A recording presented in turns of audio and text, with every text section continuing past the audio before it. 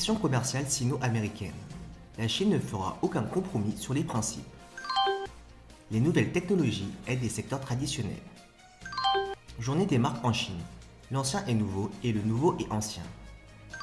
Plus de 250 entreprises du classement Fortune 500 viendront à la deuxième édition de l'exposition internationale d'importation de Chine de Shanghai. 4 régions chinoises décident d'augmenter le salaire minimum. Nous sommes venus à Washington avec la franchise du gouvernement chinois. Les discussions entre les deux parties ont été très ouvertes et constructives. Voici le principal négociateur commercial de la Chine lors d'une rencontre avec les médias chinois après 2 jours d'intenses discussions. Il s'agit de la 11e ronde de pourparlers entre les deux pays pour apaiser les tensions provoquées par les frictions commerciales. Mais les derniers efforts pour atténuer les effets négatifs ont été brutalement arrêtés alors que les États-Unis ont annoncé l'imposition de nouveaux droits de douane sur 200 milliards de dollars supplémentaires de produits chinois avant la fin des négociations. Liu He a dit qu'il s'attendait à de tels obstacles.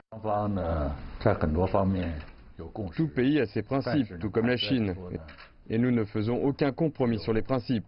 La coopération est la seule solution pour le moment.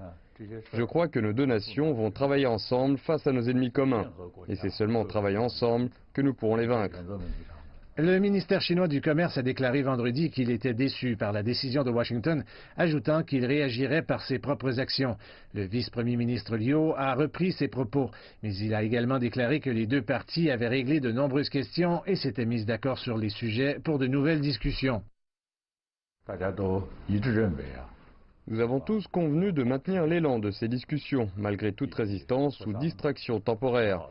Nous avons également décidé de nous revoir bientôt à Beijing. La Chine et les États-Unis ont jusqu'à présent imposé des droits de douane punitifs sur des marchandises valant des milliers de milliards de dollars, suscitant ainsi l'inquiétude de l'émergence d'une possible crise économique mondiale. M. Liu a indiqué que la Chine ne souhaitait pas d'autres escalades, mais que, si c'était ce qui se passait, son économie serait suffisamment forte et saine pour la traverser, même si elle était sous pression. Tant que nous aurons confiance en nous, nous ne craindrons aucune difficulté. Les défis peuvent être bons pour le développement d'un grand pays. Liu He a déclaré que les négociateurs avaient commencé à rédiger un accord et que la Chine espérait que le document résultant traitait les deux parties de manière égale. La valeur des industries chinoises émergentes telles que l'intelligence artificielle a bondi de 6,7% sur un an au premier trimestre. Ce chiffre était supérieur de 0,2% à celui d'autres entreprises industrielles. La valeur des secteurs de l'équipement médical, de l'électronique et des télécommunications, des véhicules aérospatiaux et de la fabrication associée a bondi de 14%, 9,4% et 7,9% respectivement. Les nouvelles technologies, produits et industries sont devenues des moteurs de croissance pour stimuler l'économie chinoise. Les industries liées à la vidéo ultra haute définition ont représenté 1/3 des revenus de la province du Guangdong dans le domaine des télécommunications. Le développement des industries de la vidéo ultra haute définition de notre province a attiré plus de 200 entreprises dans le Guangdong. Que ce soit en amont ou en aval, l'effet sera amplifié. Un groupe de transport du Shandong a également procédé à une refonte en utilisant de nouvelles technologies telles que l'Internet des objets. Cette plateforme intègre des techniques telles que la reconnaissance faciale, les contrats électroniques, les signatures électroniques et la reconnaissance d'identité. Au cours du transport, nous utilisons le GPS, le système de navigation par satellite chinois Beidou et l'application mobile pour suivre les marchandises tout au long du processus. Les industries traditionnelles se sont améliorées grâce aux technologies telles que les mégadonnées, l'intelligence artificielle et l'Internet des objets. De nouvelles formes d'activités telles que les entrepôts sans personnel, la technologie de reconnaissance faciale et la vente au détail d'aliments frais combinant vente en ligne et hors ligne continuent de faire leur apparition. Les experts estiment que la transformation réussie des industries traditionnelles est essentielle pour que la Chine puisse atteindre un développement de haute qualité. Les vélos sont l'un des points forts de l'exposition de cette année. Vous trouverez tous les types de nouveaux modèles de vélos et de vélos électriques sur le salon, mais vous y retrouverez également vos souvenirs d'enfance. La production de vélos en Chine a une longue histoire. Ici, vous trouverez tous les types de vélos classiques. Mais aujourd'hui, les anciennes entreprises sont en train de se restructurer afin de proposer de nouveaux modèles et attirer davantage de cyclistes. Une de ces entreprises qui tente de refaire son image est Phoenix Bicycle, fondée il y a 122 ans. la marque fait la promotion de vélos plus légers avec un design moderne. Ce dernier modèle, par exemple, est un vélo électrique, mais la batterie est dissimulée dans un tube sous la selle et vous permet de vous déplacer à une vitesse maximale de 25 km/h. Les nouveaux modèles de Phoenix sont exportés actuellement vers 110 pays à raison d'1 million par an. Et comme beaucoup d'autres marques, Phoenix fait également du marketing croisé. Nous avons conclu de nombreuses transactions croisées avec la marque de vêtements Pacebird par exemple. Nous mettons notre logo Phoenix sur les t-shirts de Pacebird. Nous espérons que la combinaison des deux marques donnera aux gens une nouvelle image de nous. Une autre marque classique, Shanghai Watch, fait également du marketing croisé, collaborant avec Disney pour produire une montre Shanghai Mickey Mouse. Mais plus important encore, Shanghai Watch a déclaré investir massivement dans la haute technologie. Leur dernier modèle dévoile le fonctionnement interne de la montre à travers le boîtier. C'est la première marque en Chine à le faire. Notre principal investissement réside dans nos modèles haut de gamme. Par exemple, notre technologie de système à tourbillon est l'une des meilleures du pays. Nous avons sorti les balanciers, généralement cachés sous le boîtier, afin que les gens puissent apprécier l'art des montres mécaniques. Alors que les marques classiques essaient d'attirer les jeunes, certaines marques plus jeunes essaient d'ajouter des éléments classiques chinois à leurs nouveaux produits. La papeterie Chongwang Stationery, fondée il y a 30 ans, a intégré des éléments de l'opéra de Pékin à l'une de ses créations, qui s'est avérée la meilleure vente parmi toutes les nouvelles collections spéciales de la société. Beaucoup de jeunes aiment les éléments traditionnels chinois. Nous utilisons donc ces conceptions classiques pour créer un lien avec eux.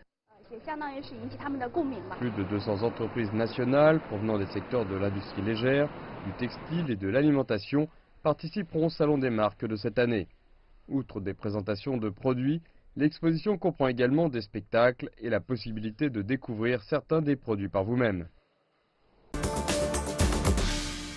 Plus de 250 entreprises figurant au classement Fortune 500 et leaders de leur industrie se sont inscrits pour la deuxième édition du Salon international des importations de Chine, a annoncé le 9 mai l'organisateur de la manifestation. Pour faire face à la demande croissante, le stand des entreprises de cette deuxième édition, qui se tiendra en novembre, passera de 270 000 m² à 300 000 m², a précisé Sun Chunghai, directeur adjoint du bureau de l'exposition internationale des importations de Chine. L'exposition comportera davantage de technologies de pointe telles que la réalité virtuelle et la réalité augmentée, les voitures autonomes, l'Internet des objets et la chaîne de blocs, a-t-il ajouté. Le groupe Hyundai Motor présentera ses derniers modèles et composants de voitures lors de l'exposition de cette année, a de son côté déclaré Lee Yuk-jun, vice-président du Hyundai Motor Group, ajoutant que la surface d'exposition de la société va plus que doubler, atteignant 1400 m². La société pharmaceutique britannique GlaxoSmithKline envisage quant à elle de présenter une série de nouveaux médicaments, notamment un vaccin préventif contre le zona.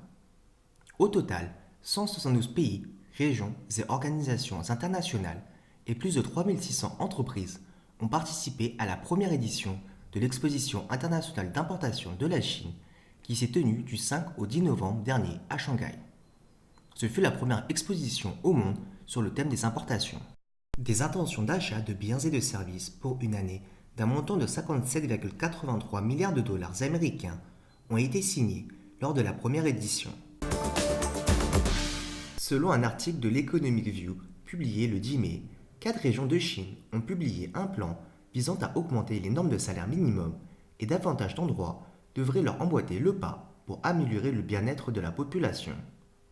À partir du 1er juillet, Pékin, la capitale chinoise, fera passer le salaire minimum mensuel à 2200 yuan pour les employés à temps plein et le salaire horaire des employés à temps partiel à 24 yuan, le niveau le plus élevé du pays, a annoncé le bureau municipal des ressources humaines et de la sécurité sociale de Pékin. Shanghai, le centre financier du pays, a augmenté son salaire mensuel minimum de 60 yuan à 2480 yuan, le plus élevé du pays, et son salaire horaire de 21 à 22 yuan depuis le 1er avril. La municipalité de Chongqing, dans le sud-ouest de la Chine, a augmenté ses premiers et deuxièmes niveaux de salaire mensuel minimum de 300 yuan à 1800 et 1700 respectivement le 1er janvier. Les 3 niveaux de salaire mensuel minimum dans la province du Shanxi ont augmenté de 120 yuan pour atteindre 1800 yuan, 1700 yuan et 1600 yuan à compter du 1er mai. Actuellement, le salaire minimum mensuel de 6 régions, dont Shanghai, la province du Guangdong, Pékin, Tianjin, les provinces du Jiangsu et du Zhejiang, a dépassé les 2000 yuan. Les salaires horaires de 4 endroits sont supérieurs à 20 yuan. Pékin, Shanghai et Tianjin se classent parmi les 3 premières places, suivis de la province du Guangdong, dans le sud de la Chine, dont le salaire minimum est de 20,3 yuan. En outre, les normes d'assurance chômage et d'assurance contre les accidents du travail devraient également être élevées. Selon le journal, Shanghai a précisé que l'assurance chômage passerait ainsi de 1770 yuan à 1815 yuan.